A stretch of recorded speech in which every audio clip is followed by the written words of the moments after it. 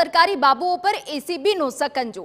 ACB એક જ દિવસમાં 3 અધિકારીઓની લાંચ લેતા દબોચ્યા છે। અમદાવાદમાં 1 અને વાપીમાં 2 અધિકારીની ધરપકડ થઈ છે। અમદાવાદમાં ઈએસઆઈસીનો આસિસ્ટન્ટ ડાયરેક્ટર લાંચ લેતા ઝડપાયો। આસિસ્ટન્ટ ડાયરેક્ટર કમલકાંત મીણા 3 લાખની લાંચ લેતા ઝડપાયો હોવાની વિગતો છે। વેપારીને કર્મચારીઓના વીમાની કપાત પેટે 46 લાખ ભરવા નોટિસ અપાઈ હતી। વેપારીની રકમ ભરવાની ન થતી હોવાથી આરોપી અધિકારીને રજૂઆત કરી હતી। આરોપી કમલકાંત મીણાએ મામલો પતાવવા 4 લાખની લાંચ માંગી હતી। વેપારીની નોટિસની રકમ 46 લાખમાંથી ઘટાડી 2 લાખ કરવાની ખાતરી આપી હતી। એસીબીના સર્ચ ઓપરેશનમાં મીણાના વસ્ત્રાલના ઘરેથી વધુ 4.73 લાખની મત્તા મળી આવી છે।